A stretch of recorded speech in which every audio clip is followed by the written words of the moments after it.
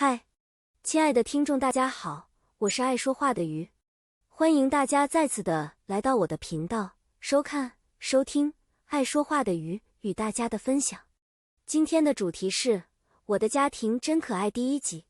在先前的一开始前2集有提到，我是出自于一个人口众多，而且话也多的家庭，一家10口，有外婆、父母亲以及兄弟姐妹7人。由于我的父母给予我们的教育也是很自由民主的，所以也让我们有发言甚至辩驳的权利，所以使得我们也就几乎每个孩子都很爱说话，也很愿意与人交流。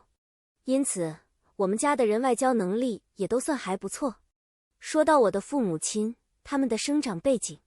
我的父亲是来自于大陆广西省坡洪县的坡洪乡，虽然父亲的家中也是从事商业的行业，但是祖父母在教育孩子的学习上注重多些，而不是只是单单紧跟着家人从事商业的行为。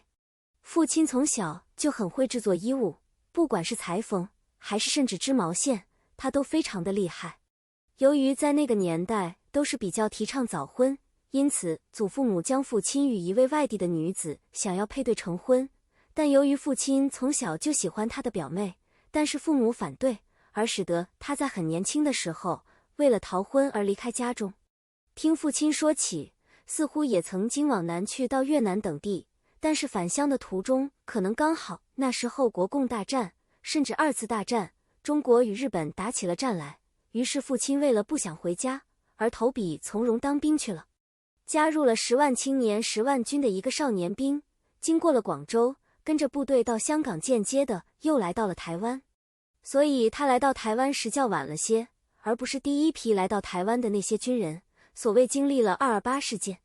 当时父亲因为属于两广的少年军，所以会比较支持所谓的汪精卫、李宗仁那一派的人物。当时两广的派系和所谓的浙江、老蒋的派系不太相容，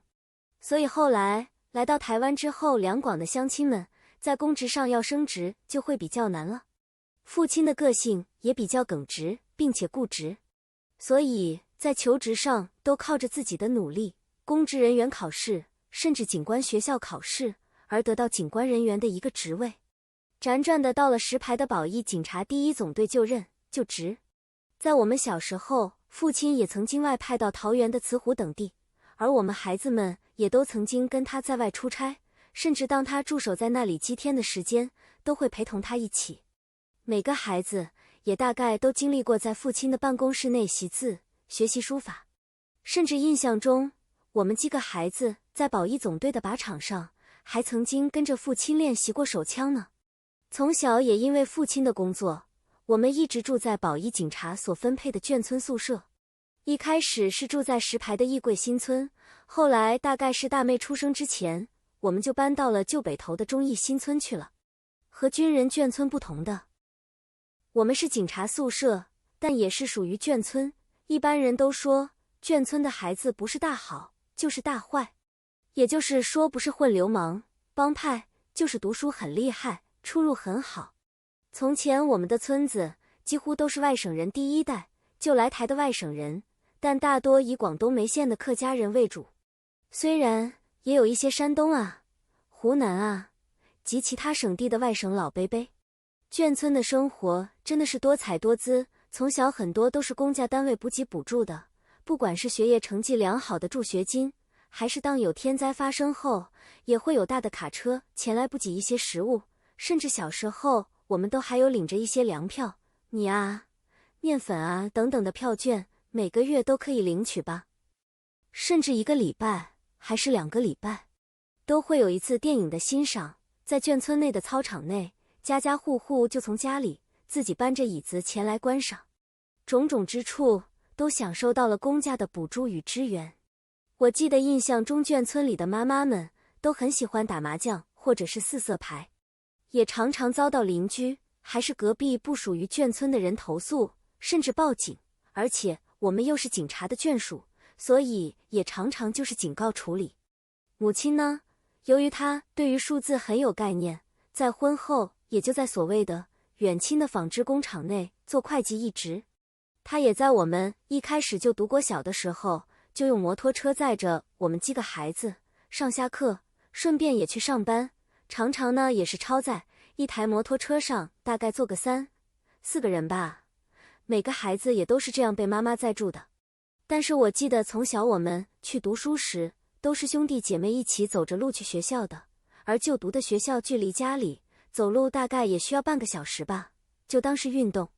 而当中午放学或者是午休的时候，有时候我们都会从学校走捷径，到母亲的纺织工厂吃午餐，或者甚至在她的工厂内有一个所谓的公共澡堂，那些水都是热烫的，但是空间很大，很舒服的。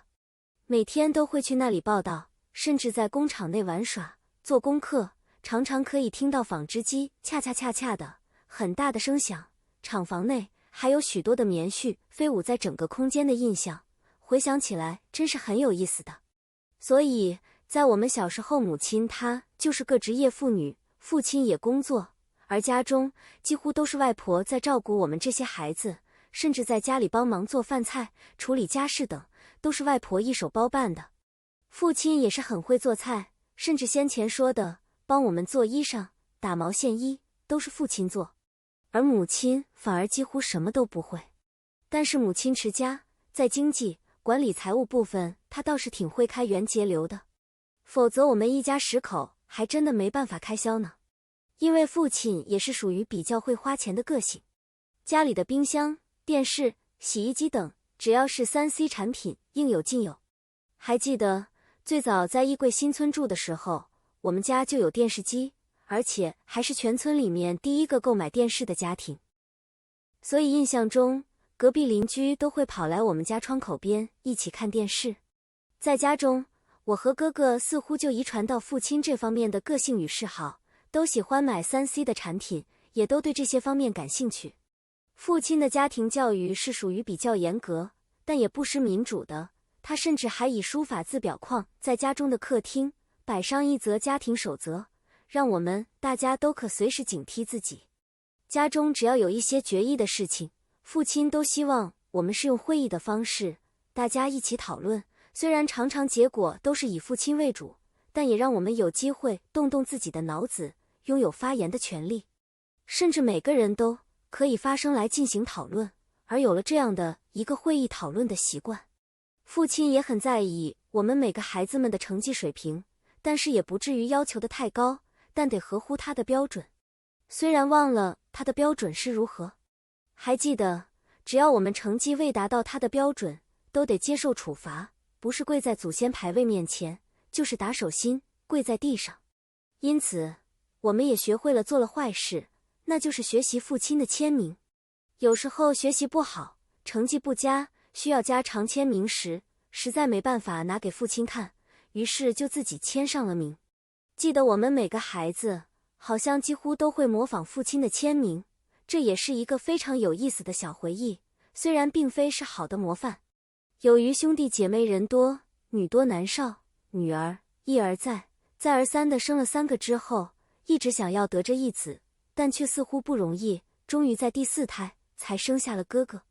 由于还想再生男的，可是却生了我后面，又还接着生了2个妹妹。我们都说后面3个都是多的，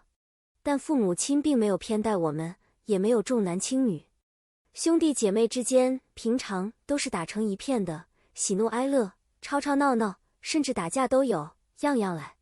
当父母亲不在时，外婆也都会管教我们，但不至于严厉，所以我们每个孙子辈都很喜欢外婆，也常常喜欢逗外婆开心。甚至很多人都说，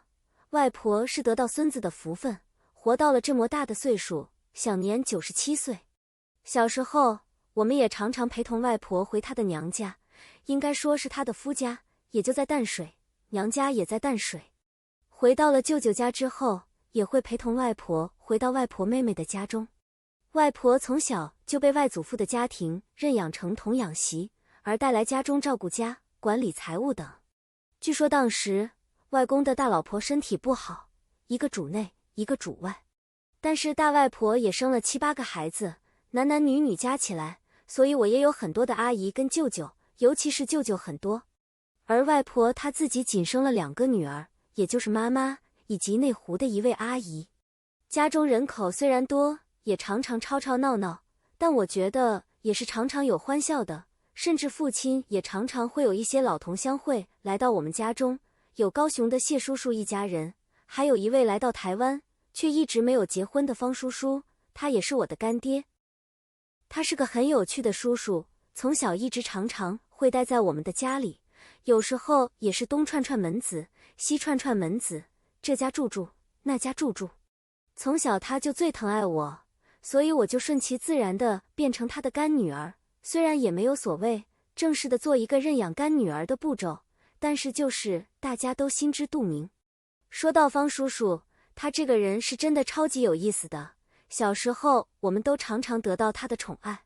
他也最常住在我们家中，经常做美食给我们吃，我们也都会留一个房间给他住。我们的家有说不完的有趣故事，也真的很感谢上帝赐给我有一个这样美满幸福的家庭。在上周，我参与了教会的一个遇见神营会的活动，听到了许多牧师、师母的见证，真的有许多不幸的家庭，当生命中经历遇见了上帝，才有了转变。而我觉得，我比起他们真的是太幸福了。虽然从小到大也是有吵闹、打闹、小许的波折，但是跟他们比起来，上帝真的对我太好了。拥有一个这样有爱的家庭，让我体会到，如今我也因为认识天父上帝，更经历了天父所给予我的更大、更无私，而且更完全、更无怨无悔的那永恒的爱，让我体会到我更是需要，因为靠着耶稣基督天父的爱，领受到他那摩多的爱，在我的身上，更的要将我所得到的这份爱与恩典、怜悯等等，分享出去给更多身边的家人以及朋友，甚至那些不认识的人，那些更值得我们爱也缺乏爱的家人们，也就是上帝所造的孩子们。在这里与大家分享圣经的经文是：人若说我爱神，却恨他的弟兄，就是说谎话的；不爱他所看见的弟兄，就不能爱没有看见的神。约翰一书4章20节。希望大家都能有机会来认识这位看不见，但是他却存在的神。让我们倚靠的上帝，一起活出真正的爱。今天爱说话的鱼就与大家分享到这里，谢谢大家的收看与收听，欢迎大家按赞、订阅、分享、开启小铃铛，我们下回见，拜拜。